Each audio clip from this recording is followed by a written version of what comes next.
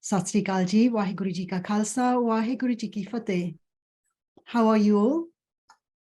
Good morning. Good morning. You okay? Yeah. Okay, wonderful. So welcome to the fourth Learn to Lead conference. The purpose of these conferences is, as always, to build bridges through ideas and to inspire stimulating conversations that will create emergence of new ideas and further insights. And first of all, let me just check that we all can see the raise hands feature, because that is it should be at the bottom of your screen, because that is the feature that I will be using to see who to call on next. So if we could just start with just very brief introductions, just your name and who you are. And if you raise your hand, then I will know who is ready to speak first. So it's at the bottom of your screen, the raise hand feature is.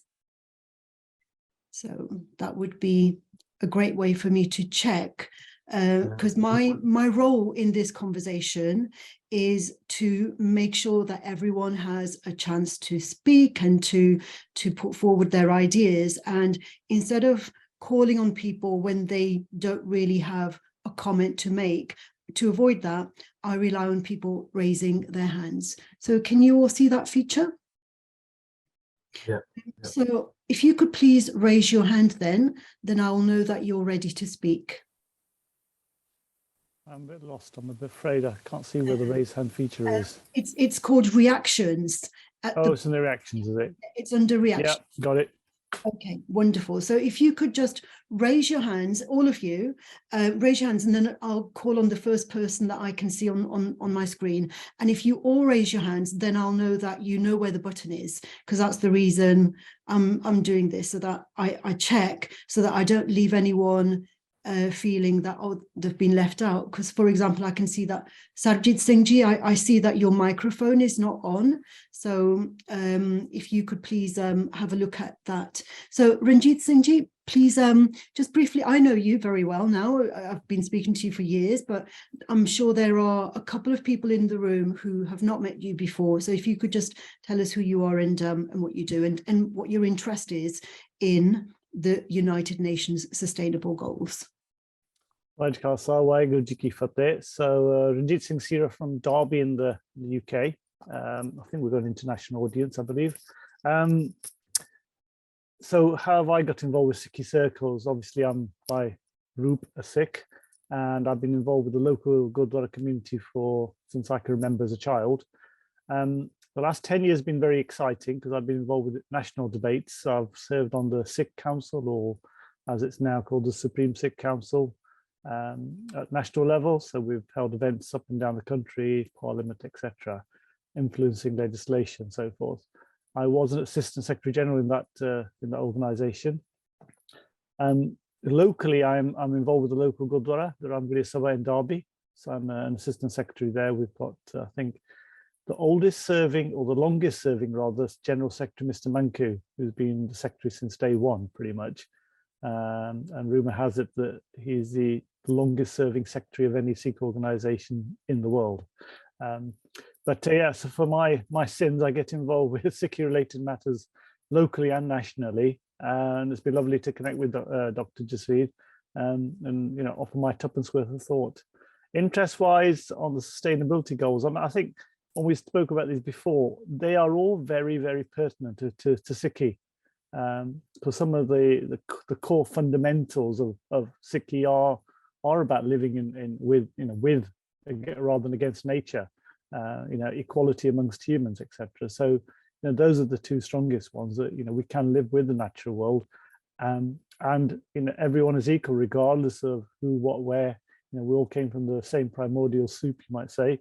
So we are all of the same essence, regardless of any kind of ism that you can attach to different people. Waheguru Ji Ka Khalsa, Waheguru Ji Ki Fateh. Thank you very much, Ranjit Singh Ji. And Parminder? Yeah. I just unmuting, sorry. Hiya, good morning. I'm based in Birmingham, the UK. My background is community and charity work, community development. So I've worked across a variety of inner city communities that host many migrant communities from different religious backgrounds: Sikhs, Hindus, Christians, Muslims who have come to make this country their home. And throughout this work, I've been involved in various religious aspects of those communities as part of their community development and integration. Regarding the SDGs, I feel that they're all interlinked with everything we try to do to become better citizens of this planet. And they're very entwined with Sikh values, but I think they're very entwined with any religious value or person who believes in faith or trying to be a good human.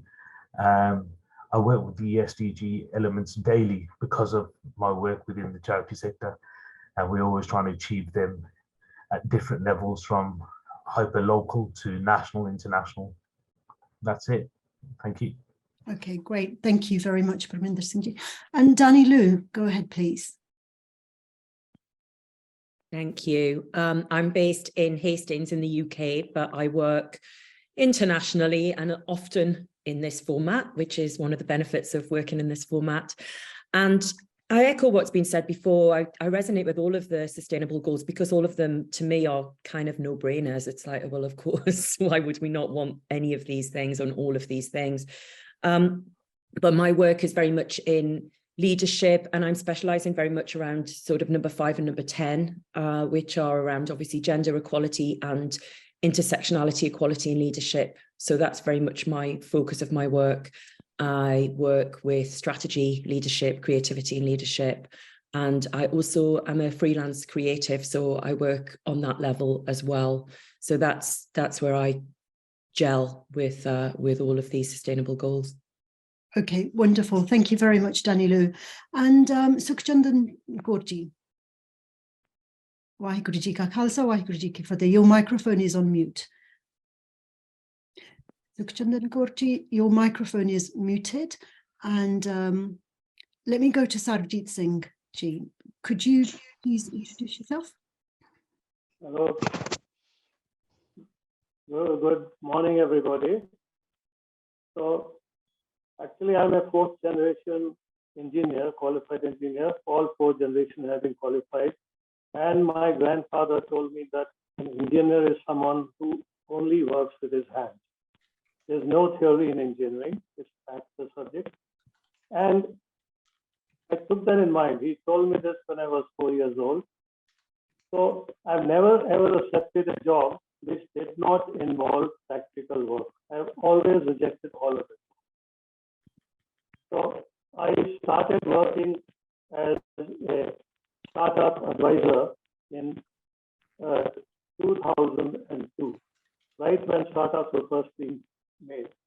And the very first startup I created is a 4.5 star of the 5-star startup right here in India, in Chennai, where it is distilling water from the sea and supplying water in a highly innovative way across Chennai in big barrels, not just small bottles. And today, I work exclusively on Society 5.0. This is, as the Japanese call it, Me Bio Care. And all the 17 aspects of pollution and what's happening to the world, things like that, are solved within this Me Bio Society 5. This is well beyond Industry 4. In Industry 4, we looked at reducing costs. Now, in Society 5, we look at taking care of everybody, starting with the old. So I'll just say this so that we can continue. Okay, great. Thank you very much, Sarabjit Singh ji. There is a problem with your microphone, I'm afraid. I'm not sure if you have a different microphone that you could use, but let me go on to Sukhchandan Kaur ji. Could you please introduce yourself? Hi, Waheguru Ji Ka Khalsa, Waheguru Ji Ki Fateh. I am Sukhchandan Kaur and I'm based in Staffordshire in the UK. I am duly qualified in social work and law, mainly practicing in child protection. So my work involves in working with the most vulnerable in the society. So in my role, I work across faiths and nationalities and different cultures, in that advising the court as what is in the children's best interests. So in doing that, I am constantly involved in ensuring and raising, really, with advocating the children's rights and the rights of those who are vulnerable, such as those are the victims of abuse, victims of domestic abuse. So therefore, my work across the I tend to help across the country wherever the courts need me, and that's where I expect my expertise in. Okay, wonderful. Well, thank you very much. I've spoken with all of you for years now, and I know that one of the reasons we're talking about this is because we have these shared values. We're passionate, and we do prioritize issues like equality, whether it's gender equality, whether it's equality in terms of race, in terms of, you know, all sorts of issues that we can be facing. And with a Sikhi perspective, we know that everything is interconnected, and we have to look at things in their complexity. So with this in mind, if you could please raise your hands now to say what your opinion is about how, you know, how are these issues interrelated? What are the complexities to do with their interrelationships? Because we can't isolate poverty on its own or education on its own. How are they interrelated? So if you could raise your hands to let me know if you have a comment, which I know that you have. So who would like to go first? Go ahead, Parvinder Singh ji. Yeah, your microphone is on mute. Sorry. We missed all I totally agree with what you've just said there. You know, everything is interrelated and it's interchangeable as well. You know, if we if you say no poverty, I think that it's connected to zero hunger. And if you're having zero hunger, does it mean, you know, it's connected, but it's how you define each one of these and why they've been teased out. Because I'm a great believer that some countries have a greater need to address poverty as compared to hunger. And then it depends on what poverty, how that's been defined in that country. Is that a level of earning, a level of access to various amenities? But yeah, I think for me, the only one that I feel that needs to be further discussed is, I'm a great believer in equity over equality. So the things when it says gender equality, I always would like to say gender equity or equity in anything rather than equality. I think that's an old term in my view. You know, we should be pushing for equity rather than equality. But apart from that, I think everything else is interchangeable and interconnected. Thank you. For you, what is the difference then between equality and equity? Sorry.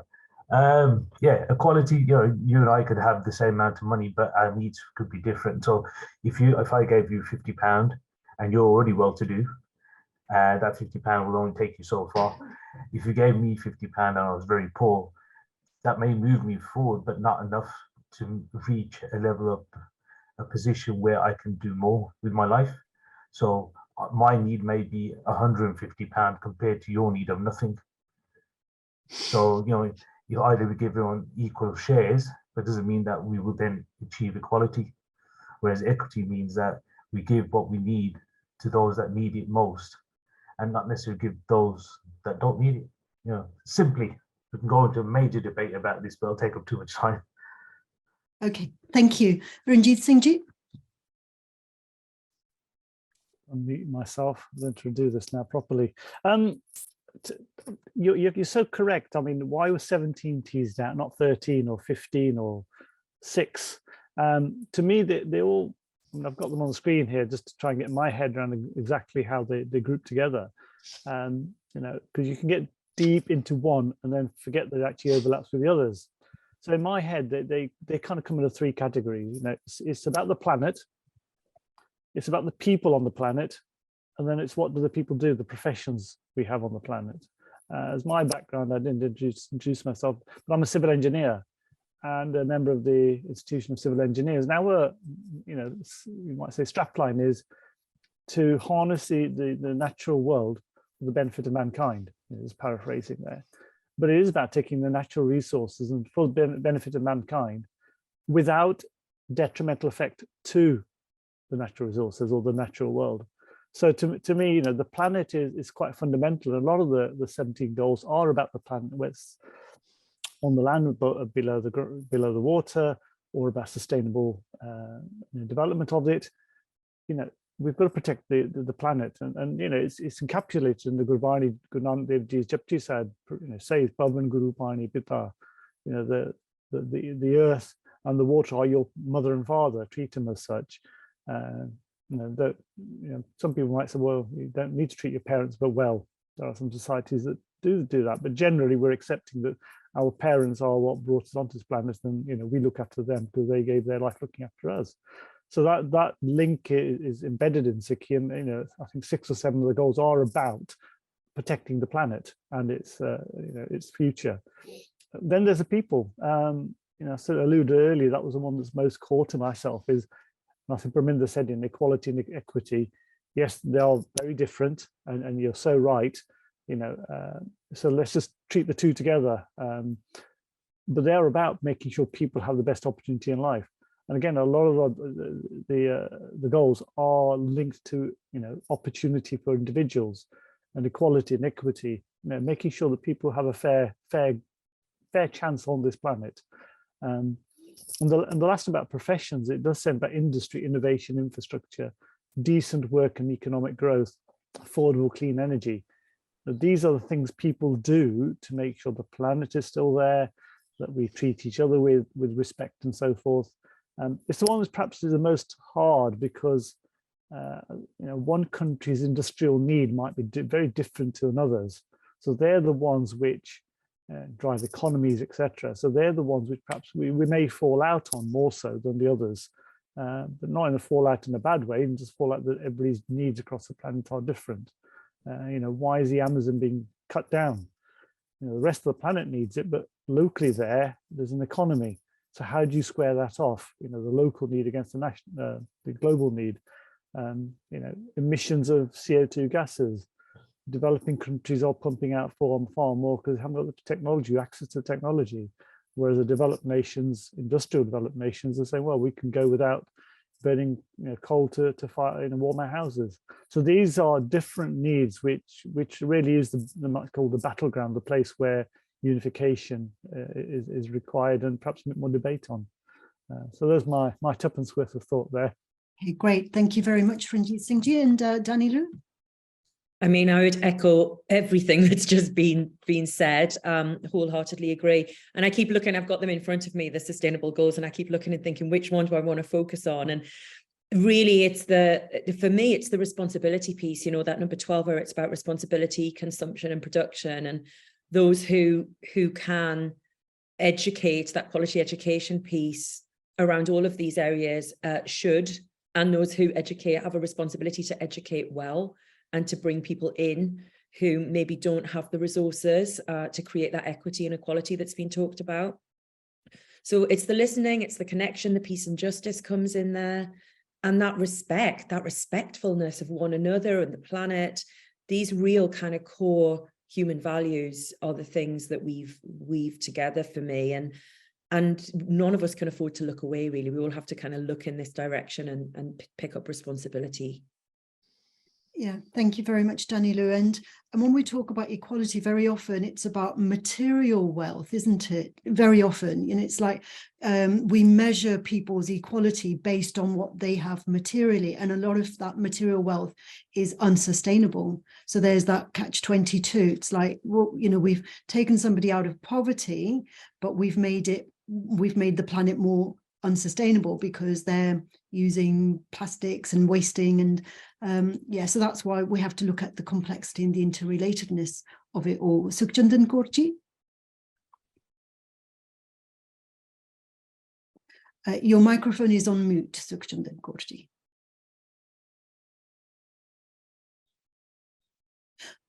Okay, I think maybe Sukhchandran Kaur is not there. So Danilu, while we're waiting for her, so your comments then about that, about the fact that we, we try and solve one problem and we create another. This is why I use the word tackling rather than solving, because very often the consequences of one action lead to other problems being created, don't they? Yeah, absolutely, absolutely. And we all have to work together, don't we? It's that connectedness, work together and create the balance, which the balance always moves, but it's paying attention to that. And we all have that responsibility. Yeah. Okay, I'm not sure if Sukhchandran Kaur is back. So shall I go to Sarvajit Singh then while we're waiting? For me? Yes, go ahead, please. Okay. See, actually, you're seeing this thing,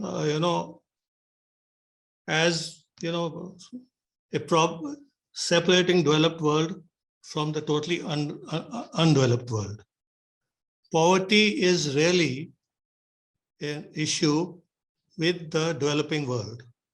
If we do not take care of poverty in the developing world, it is going to bring down the planet totally. I'll give you an example. Today on the TV, on BBC, we saw the Minister for Development of UK. He went to Somalia, the world's poorest country, where everybody literally is starving to death. And he said, okay, to start with, we'll get an emergency aid of 14 million pounds so that people don't die. The fellow should first, as a development minister, anybody going there should understand what are the biomechanics of the human system. How the body works. A baby, when it is born, its mind is totally undeveloped. If you do an MRI, you'll find it empty. It has gone all the 85 billion cells in a tiny little space. Those cells are not even developed. They are not developed because in the mother's womb, first, the child's body is developed. Whole energy goes to developing the child's body. And, it's going to take so much effort and energy and nutrients to build the mind that it is left for after the child is born. And for the first 3 months, the child doesn't know what's happening. It's still, you say, what's happened to me? I was in the womb. And the first time the child actually interacts with the world is when it is 3 months old. And till 18 months, a child cannot even recognize its own face in the mirror. How many people know this? Anyway, the thing is that till 2 years, intensively the child's mind is developed, but through mother's milk.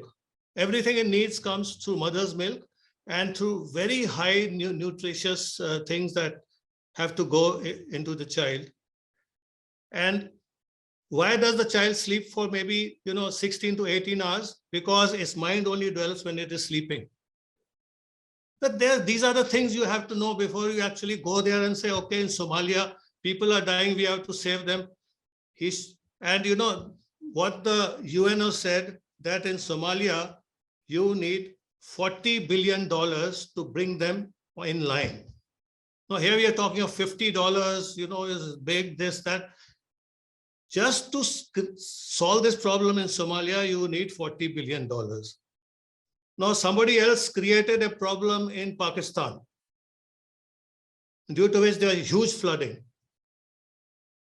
And due to the flooding, after that, there's nothing to eat, and you need $30 billion just to put 1/3 of that country online. It's not their problem, they did not create this problem. All this problem happened in the Himalayas, where all the glaciers are melting, everything is happening. But another country suffers. And of course, ultimately, India is going to suffer. The whole of, Somalia and places like that are going to suffer. So Now, poverty actually is connected with food security, isn't it? But why are people poor? Because they are unviable. You know, when they, you know, they are hungry, nobody is able to feed them. You see, you know, see the stage of the people. Why do they measure their, you know, biceps and say, okay, oh, it should be at least 13, you know, there's a measure they got centimeters. Now, why they are measuring it? Because unless, you know, they're quickly fed, they are going to grow up imbeciles. They will not become viable no matter what you do. So poverty is connected with basic education, not quality education. No question of giving quality education there. And it is connected, basic education, so that they can earn their living. Then health. Health is much, much more important than anything else.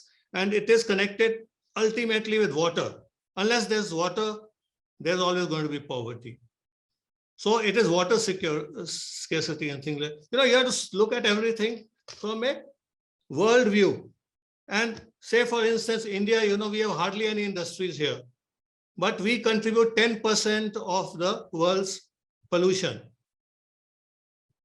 China has got half the industries in the world, and they contribute 18%. Now, US, with 55% of the world's economy, literally, they contribute 25%.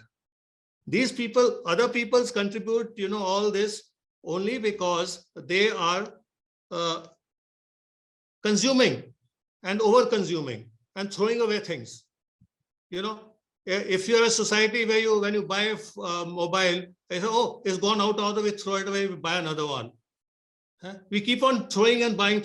Is that this throwaway society is creating all the problems in the developed world, and in the underdeveloped world, it is people living out in the open in huts and things like that, and all the cattle roaming around. All the pollution, say in India, practically is there because people are living in the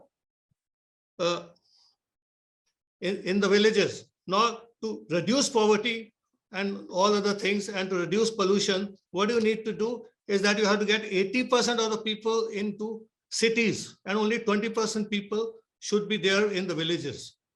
You know, these are the things that really matter. And actually, because I study industry, society 5, I know this. For instance, you know, now when we say smart cities are built only because of industry 5, all the technologies that go into it, you know, space, robotics and heliostats and other things like that. And here people say, mine is a smart city. So in a developed world, in an underdeveloped world, and somebody says, like in, you know, many of our countries, we are creating smart cities. How can you create a smart city when you do not even, cannot even afford, you know, all these advanced systems? Okay, thank you. But if they do not have smart cities within the next 5 years, there'll be huge problems. Okay, thank you very much, Sarabjit Singh ji. Let me allow Sukhchandan Kaur to comment on what you've said and to add her own comments to this. Yeah. I think I'm particularly impressed by how you have connected the world, how you can, whereas I am coming from very individualistic view, you're looking at the world view.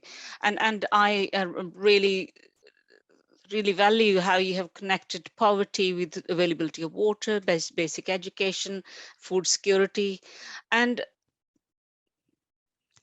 I think your view is just amazing, really, how you have connected the whole world together, and how countries, what they country and what they take away from it. And in nature, and I think one thing that needs to be, there needs to be a balance of what you put in and what you take out. And from what you've said, really, that is inequitable, what people are putting in and what people are getting out. And if at all levels, from individuals to the countries, people have that, the value in inclusivity and equality and fairness, I think the world would be a much better, happier and a safer place for all concerned. And it's really, how do we do that? And that's where how do we do that? And in our lives, I am a qualified social worker and lawyer, and then, okay, I need to think about really, how do I contribute to this world where I can make it fair, equitable, and inclusive for all the people that I come in contact with. And in that, my values of being a Sikh, they are very much the forefront, really. That's what drives me, as well as my professional values. I've been able to mingle the two very comfortably, because our Sikhism very much advocates, which was beyond, much forward than any of the legislation, any of the thoughts in the 17th, 15th century. The issue of equality, inclusivity, and fairness is what was the message from Guru Nanak Dev Ji. Okay. Equality of women. Yeah. So are really, my thoughts are, how do we connect our individualism with what's happening in the world, and the role that we play as individuals, alone, along with others, connecting like here, and how we bring our ideas together in order to bring the world, to make it a better place and safer place for those it's not. For some people it is, and for this world, the environment is very, very dangerous for many people that I work with. I come face to face in contact with every day with those people. And my job is to try and help them, make them feel safe when I have little control over whatever goes on. So I use all my efforts and energy to try and work at that level, to try and make those people safe. When I'm able to raise my voice nationally through my previous role as a chair of Nagalro, lobbying the government, making issues, working, holding hands with other organizations to raise those issues, and also working at individual level. So it is really, how do we connect and make sure that our contribution is valued and it's worthy. Okay, thank you very much, Sukhchandran Kaurji. An idea that kind of arose for me as Sarabjit Singh was talking, and what you've been saying as well, is the fact that in terms of the diaspora, we have moved from, the place where our parents lived, our grandparents lived, and we've moved to different environments. It's a little bit like people moving to the city. And Sarabjit Singh was talking about the 80-20 rule, that a lot of people who live in villages who experience poverty, the village kind of poverty, because there's different kinds of poverty. There's the city kind of poverty, and there's the rural poverty. It can be experienced in a very different way. So what do the rest of you think about this, especially post-pandemic? Because post-pandemic, where people are a lot freer to work at home, to work in different environments, they don't have to be located close to their work environments, and in terms of demographics, there's more of a movement out of the cities into the rural environments. What do you think about that? I'll start with Parminder Singh, because your hand is still raised, but the rest of you, if you could raise your hand so that I know that you have another comment to make. So Parminder Singh, I know that you work in London, you live in Birmingham, and it's like, how is this kind of the relationship between where we work and where we live, and how is that kind of related to these sustainable goals? So, firstly, coming back to what you said about consumerism, coming back how the world, different parts of the world map on each other. So you have the 80-20 rule between rural and community. For me, it depends on who defines what poverty is, whose lens are we looking upon it. I could say, unless someone has what I have, they're poor. Someone with more money than me or more materialistic things than me could say, well, he's poor. And depending on who defines the benchmark, we then judge the rest of the world or other communities by that, and then create this idea of poverty.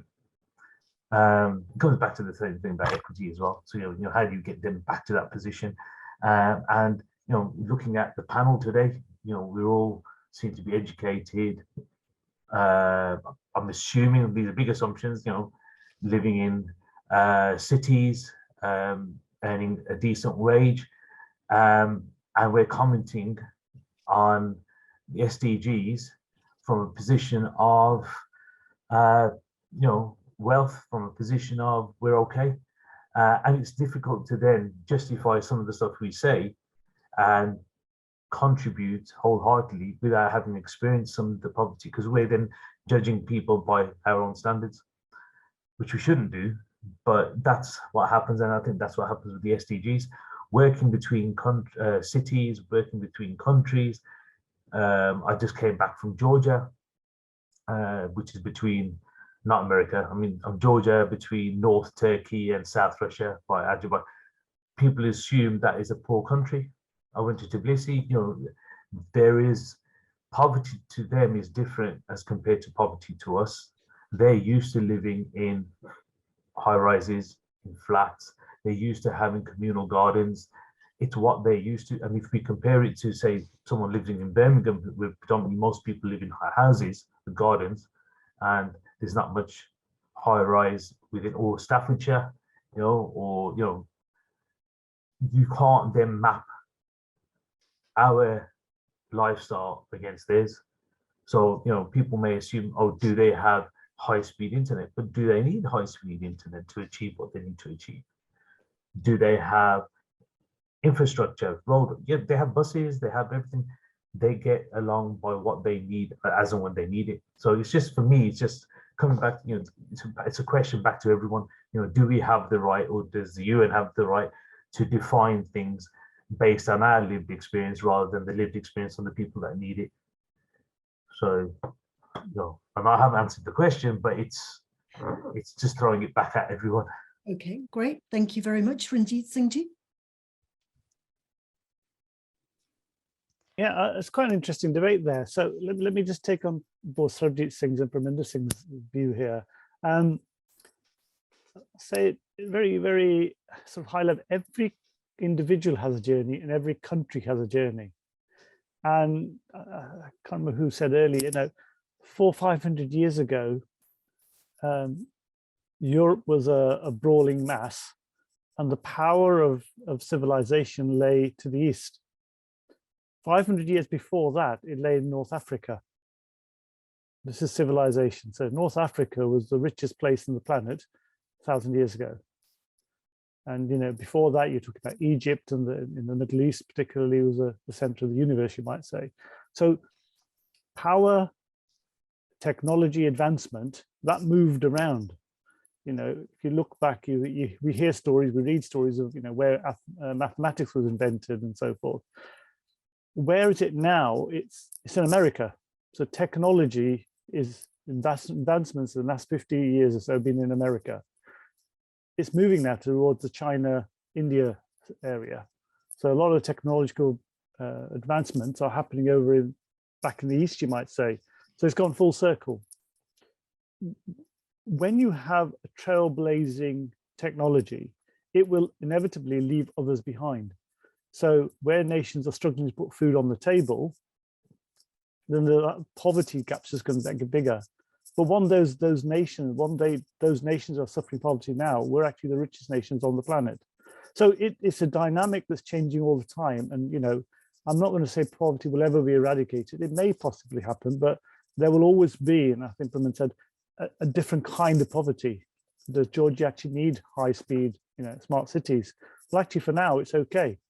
Maybe there'll be a time in the future when they need the super duper stuff, because there are Eastern European countries who are far more advanced in technological aspects than you might say the developed world. To me, the whole world is developing, because what one nation has, another may not, but they may not have something that others have. America is a great place of technology, but there's a missing soul to the country. Okay, where Georgia may have a soul, they have content people, they're happy people. Maybe they don't need 16 iPhones every year. So there's a difference of poverty, measuring poverty, absolute and relative poverty. It's Maslow's hierarchy of needs. You need in Punjabi roti kapda makan. You need food on the table, shirt on your back, and a roof over your head. if the world can eradicate those three problems, tackle them and make sure that every individual, is fed well, as clothing and a roof over the head, then I think that's the minimum standard.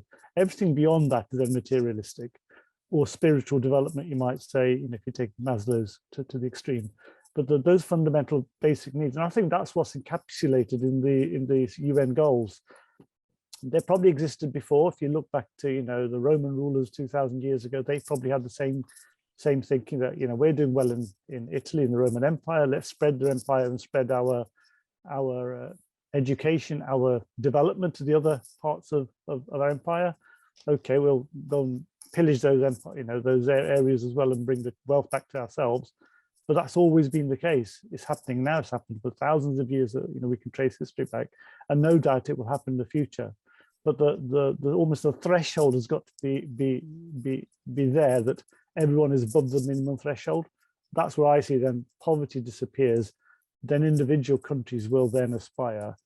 It's like a family. I mean, I'm presuming you've all got families. It's like having 3 children. They're all different, aren't they? You've got 2 children, they're different. They've got the same parents, same everything, same upbringing, but they're very different. And that is the same with nations and individuals within nations. There will be those who look after everyone else. There'll be those who are very egotistical just about themselves. And there'll be those who don't really care. And those kind of thinkings, when those people become people of power and persuasion, that's the direction they take the country in. So forward-looking, let's take care of everyone type approach will make the United Nations goals achievable. But where you have nations which then drop into poverty or are kept in poverty, if I can controversially say, when they're kept in dire poverty, then they can't aspire to 17 goals. They're just focusing on one: food on the table.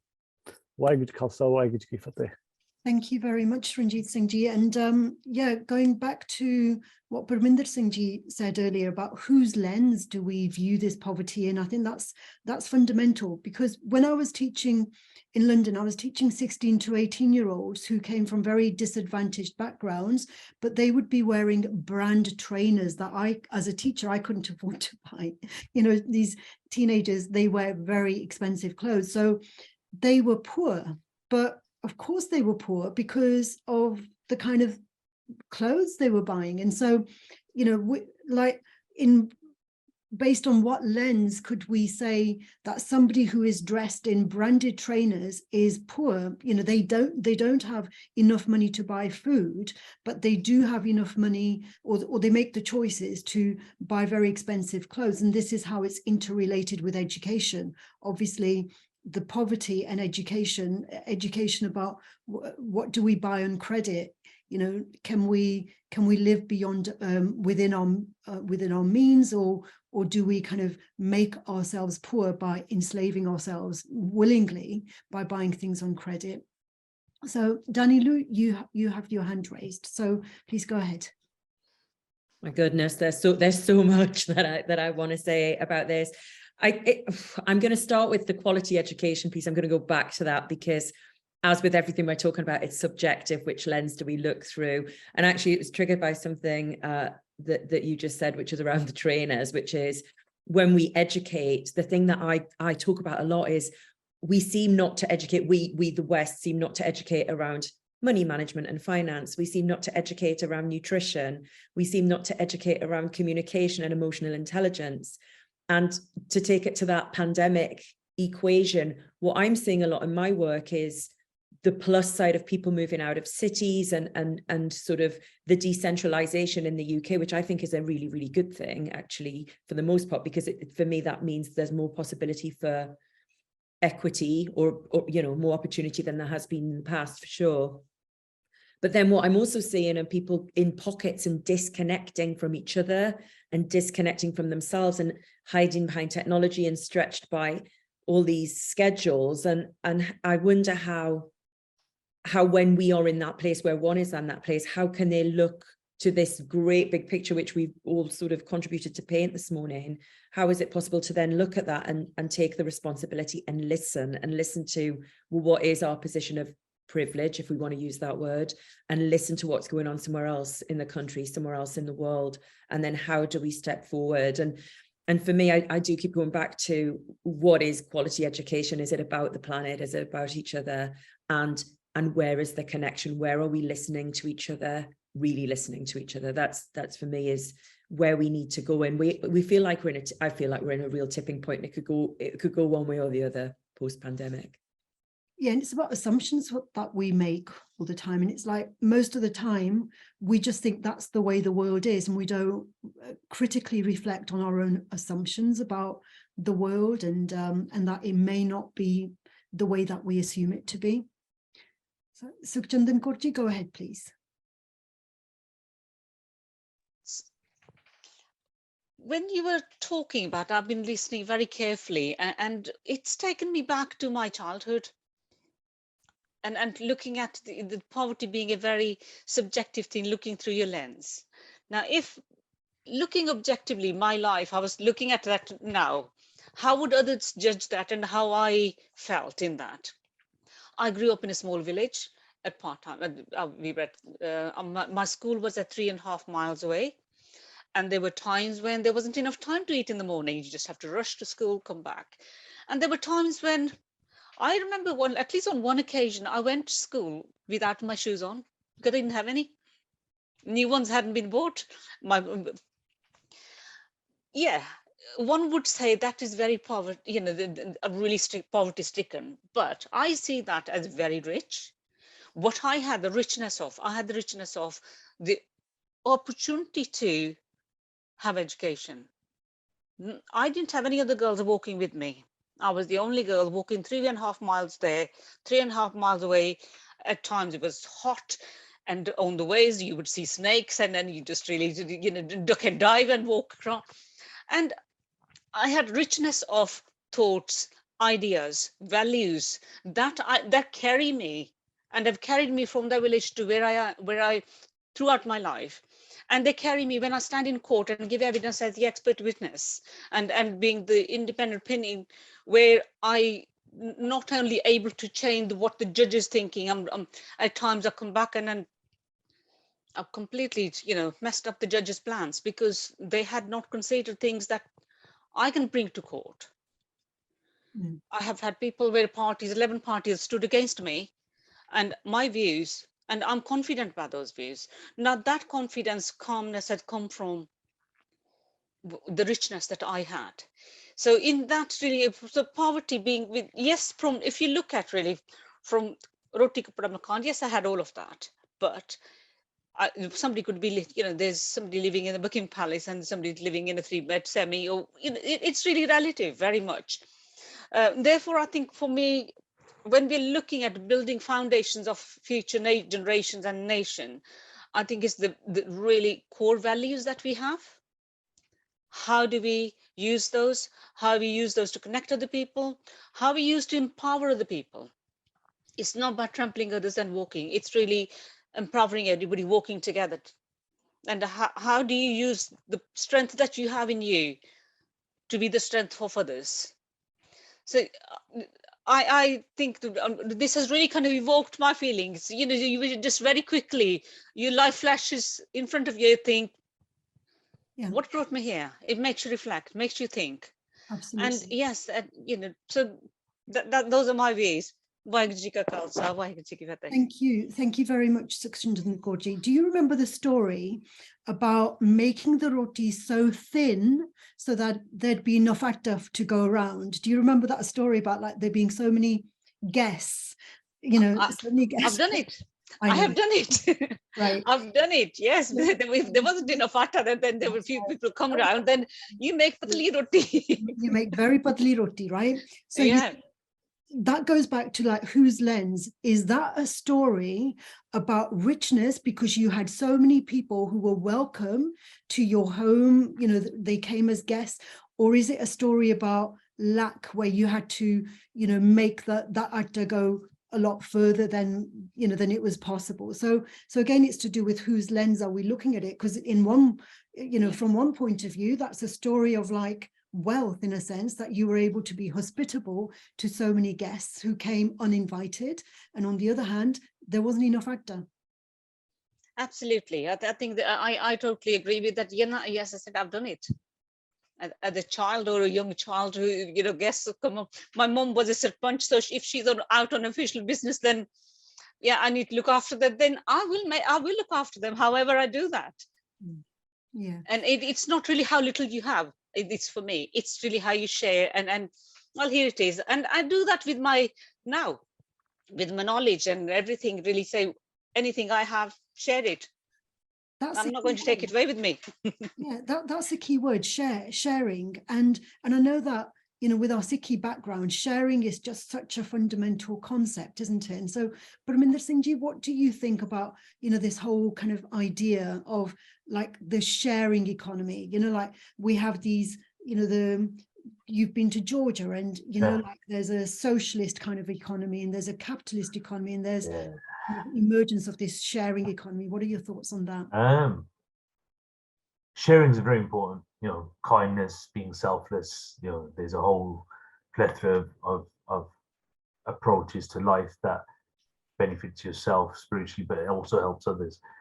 But then there's this thing that is selfish, even no matter how much you share, because coming back to what we were discussing, if we want to lift people out of poverty in developing countries or other countries, are we willing to pay the price? So if we're getting, for example, the trainers are X amount of pounds and they're getting made at a lot cheaper, if we want to increase the amount of money these people earn for making those trainers, are we willing to bear the cost in this country? You know, are we willing to be selfless in doing that, or are we going to remain selfish and say, you know, I can't bear that cost? And we've seen that after the pandemic, where countries have said, well, actually, if you want to come on holiday to Spain, this is how much it's going to cost. And if you want only inclusive, you're not going to have an abundance of drinks, but you're limited to 6 drinks, but we're going to charge you the same premium as we did previously, you know, because we have to survive, because we suffered in the pandemic. At the same time, if we're saying we're going to bring people out of poverty, so I'm going to repeat myself, you know, how much are we willing to sacrifice ourselves to ensure others?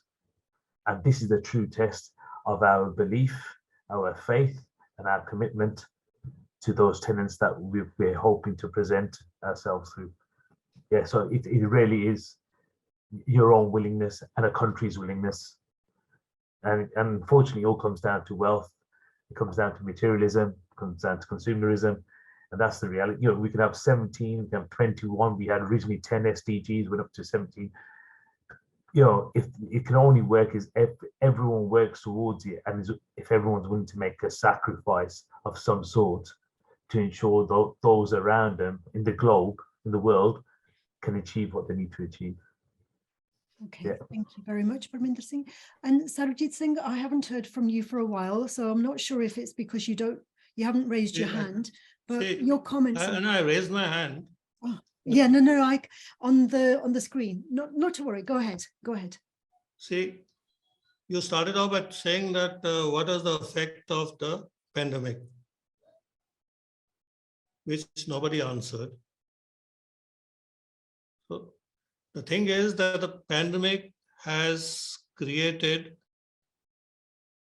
whole lot of artificial intelligence and, you know, cloud computing, things like that, and changed the whole world. So within first 6 months, we were where we were, you know, going to be in 2025. So we are already into the next stage. Now, actually what happened in the pandemic is, first, it created a new norm, you know, social distancing. So now that changed people altogether. Now we expect that what was being delivered in 3 days, it will be delivered in half an hour. So and the best prepared to meet post-COVID was Amazon, because they were already compliant with what, you know, is required post-COVID somehow. So first social distancing was there. Then there is what we call, you know, what do we call it? You know, continuity, business continuity. They already had it in place. Other people took an year to get to it. Some people have not yet got to it. And then they had people should be healthy environment, and ergonomics should be used for keeping people healthy in workspaces. Earlier there was only people who said we should have healthy workspaces, but nobody actually bothered about it. And so it changed everything. Now, when Amazon said we will deliver in 1 day, earlier they were said delivering the 3 days, 1 day, the local shop fellows, they copied him. Ideas are always copied. You can copy ideas. So now every shop across my house, there's a market just 100 yards away. They are delivering things within 10 minutes or less. What you do is that they have got this business, WhatsApp. Huh? You just they give. We just write, send me this, and immediately they got people just people who are unemployed. Now they got a lot of employment in the service industries after COVID-19. So they are here. Amazon cannot compete with them. There's a thing called Big Basket. They say we got 150 checks for the delivering meats and this, that. Actually, they have none. All they do is that they have got warehouses of other people, and you order, say, cut chicken. Within 10 minutes, it will be there, and you can trace the fellow on a bike coming to your house. They don't have anything. They just own the system. So now, after the pandemic, people own systems and they do things. Now, when you say quality education, after the pandemic, quality education has become so easy that even the poorest person who knows how to use his mobile, he can get whatever in quality education he wants through YouTube. So I've got a YouTube channel where I propagate. You say, what do people contribute? I contribute knowledge through YouTube without charging anything. And you go to Pinterest, you get it from there. Pinterest is the best source. Or you go to Bing. When you go to Bing and use Google Lens, Google Lens? When you use Google Lens, you take one picture and Google Lens will tell you 1,000 things about similar things. And if you say, I don't want copyright, I want free, it will tell you, this is from Script, this is from this is from that, which we do not carry any copyright. So I can make fantastic slides and things like that now. And, say what I really contribute is that I have created programs for employability for engineers who are, after the COVID, people want ready-made engineers who can go directly to work, and they are changeable. Changeable means that if they want to be put on, say, today they're working on one project, they want to be put on another project. Now people are working only on projects, not on line business kind of thing. Okay, we work in projects like in schools, in good schools. So what we do here is that what do we need in this? You need say professionalism. I'll tell you what is needed, because I've created programs for people to use this program, whatever they don't teach you and engineering and MBA classes, you learn this in your part-time, which I give free programs, and it takes 4 years to learn this. So when you go for a job, you will be, they want to say, I want transferable skills. Transferable skills means that you put them on any type of job, because the world is changing so fast. We don't have assembly lines, in fact, anymore on which to work, isn't it? So the thing is that you'll be able to work there. And so what do you need? I'll just read out to you what is in my programs. They just need, it's nothing, not theory, by the way. Okay, no, sorry. Good attitude. Say, if you have this, I'm going to have If you to. have these things, see, Sorry. because somebody here said that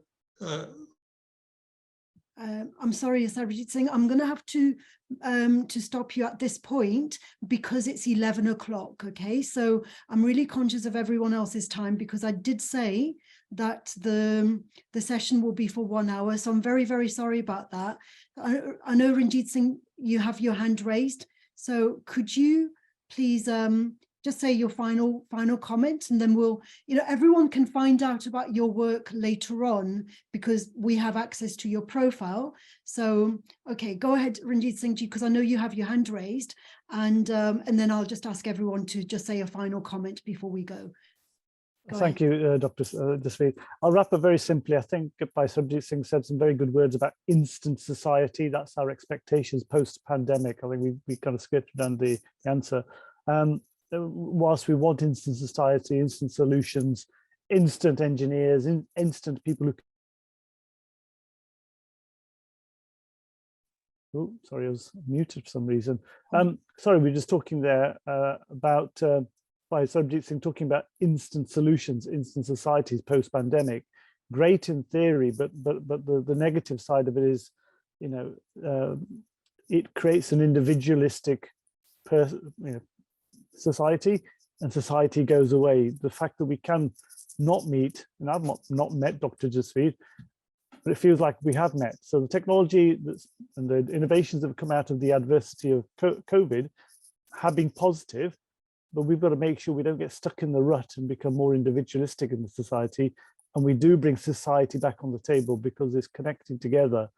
The Sikh philosophy of Sangat is coming together that actually takes views, opinions, and takes society forward, takes the world forward.